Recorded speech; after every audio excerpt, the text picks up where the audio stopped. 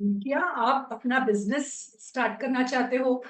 आपके पास existing business है और आपको समझना है, किसी को एक्सप्लेन करना है, तो आज मैं आपको एक ऐसी चीज बताऊंगी जिसे कहते हैं बिजनेस मॉडल कैनवस, जहां पे आप अपना एंटायर बिजनेस, जो पूरा बिजनेस है, एक पन्ने में, एक डायग्राम में आप उतार सकते हो।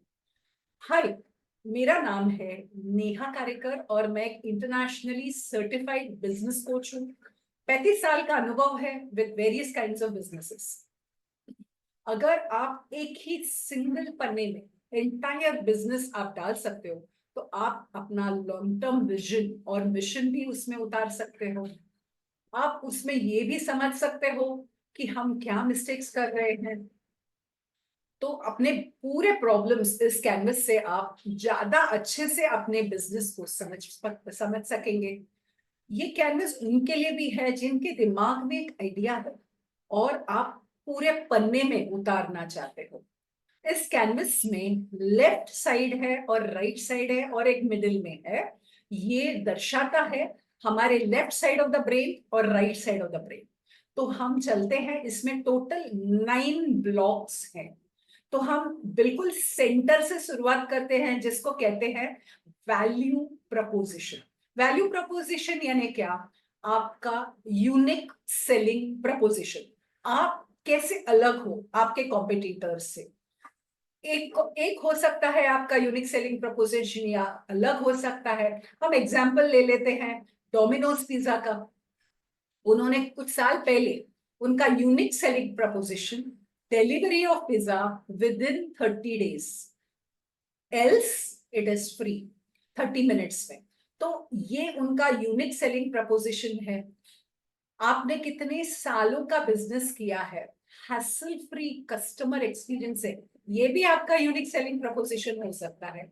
आपके बिजनेस के लिए यूनिक सेलिंग प्रपोजिशन आप ही को डिसाइड करना है कि आप क्यों अलग है और क्यों कोई कस्टमर आपसे लेना चाहेगा। अगर आप यूनिक सेलिंग प्रपोजिशन आइडेंटिफाई नहीं कर सकते हो, तो टाइम आ चुका है कि आप ब्रेनस्टॉर्म करें और समझ जाए कि मुझे ये marketing of goods and services में बहुत ज्यादा जरूरी है कि आप अपना वैल्यू प्रपोजिशन को लिख डालें।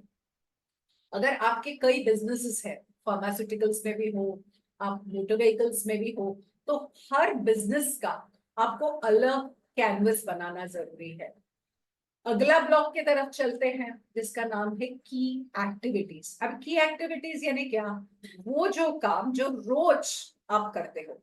अब मान के चलिए, आप एक किराना के दुकान में जाते हो, तो उधर रोजमर्रा के एक्टिविटीज क्या होते हैं? तो वहां पे वो लोग डिस्प्ले करते हैं अपने गुड्स, फिर उसके बाद कस्टमर को अटेंड करते हैं, उनका पेमेंट लेते हैं, उनको बिल्स देते हैं, और बहुत सारे स्टेप्स लेते जाके फुटफॉल उनका इंक्रीज हो जाए। तो आपके की एक्टिविटीज में आपको ये डिफाइन करना जरूरी है कि रोज मुझे क्या क्या एक्टिविटीज लिखना है। अभी जब आप की एक्टिविटीज के साथ बैठे हो, तो आपको समझ में आ जाता है कि मेरा प्रॉब्लम क्या है। इधर लीड जनरेशन का प्रॉब्लम है, या वो नर्चरिंग में प्रॉब्लम है, या मैं कुछ सर्विस दे वो इश्यू है। तो इस तरीके से आप जब की एक्टिविटीज लिखते हो, तब आपको ये सब चीजें समझ में आ जाती है। अगला आता है, अगला ब्लॉक है की रिसोर्स, जो मुझे पैसे कमा के देता है। वो क्या हो सकता है?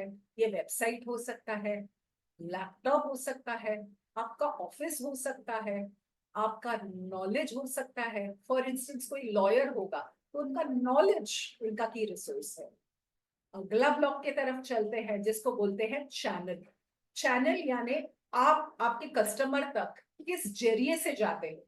फॉर इंस्टेंस, गूगल अपने कस्टमर को किस तरीके से पहुंचते हैं? Online mediums. अगर आपका कोई रिटेल शॉप है, तो चैनल जो है वो रिटेल हुआ, राइट। अभी नेक्स्ट ब्लॉक पे जाते हैं, जिसको बोलते हैं कस्टमर रिलेशनशिप, यानी हम हमारे कस्टमर के साथ किस तरीके से डील करते हैं। बहुत सारे कंपनीज ऑफर्स देते हैं, डिस्काउंट्स देते हैं, पैकेज बना के देते हैं। फॉर इंस्टेंस, अभी मिंत्रा का सेल आकर गया, तो ईयर एंड डिस्काउंट्स हो गया। तो इस तरीके से ये सारी चीजें आपको कस्टमर रिलेशनशिप पे लिखना है। कभी कभार जब आप बैठते हो ये कैनवस बनाने के लिए तो आपके पास क्लैरिटी नहीं रहती है, तो आप इसको बिजनेस मॉडल कैनवस में उतार दोगे तो आपको बहुत सारा क्लैरिटी आ जाती है। अब अगला ब्लॉक की तरफ चलते हैं जिसको बोलते हैं की पार्टनर्स। अभी की पार्टनर्स यानी क्या, जो ह्यूमन साइड है आपका बिजनेस का, इंसान है, जैसे आपके स्टाफ हुए, आपके डिस्ट्रीब्यूटर्स हो गए, आपके चैनल पार्टनर्स हो गए, आपके नेटवर्किंग पार्टनर्स हो गए, जो आपके बिजनेस की तरक्की में आपके साथ है, जिसका स्टेक है आपके बिजनेस में। तो इस ये सारे लोगों के बारे में आप सोचिए और उसको एनालाइज करिए। अब अगला है कि कस्टमर का सेगमेंट क्या है। कस्टमर का सेगमेंटेशन यानी क्या, आप किन लोगों को अपना माल या सर्विसेज बेचते हो, उसकी उम्र कितना होगा, वो फाइनेंशियली कितना ज्यादा स्ट्रांग होगा। फॉर इंस्टेंस हम एग्जांपल लेते हैं कि गाड़ी वाले शोरूम में आप चले जाओ, व्हीकल के शोरूम में, तो वहां पे आपका जो जो सेल्समैन है वो आपको बोलता है कि ये कार जो है ये मिड सेगमेंट के लिए, ये हाई वैल्यू सेगमेंट है। यानी वो सेगमेंटेशन करता है। जब आप आपके बिजनेस का लिखते हो तो आपको समझना है कि मैं कौन से कस्टमर सेगमेंट के साथ डील कर रहा हूँ।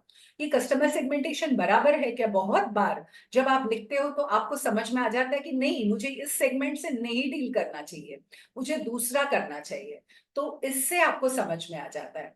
अगले ब्लॉक की तरफ चलते हैं जिसको बोलते हैं कॉस्ट स्ट्रक्चर।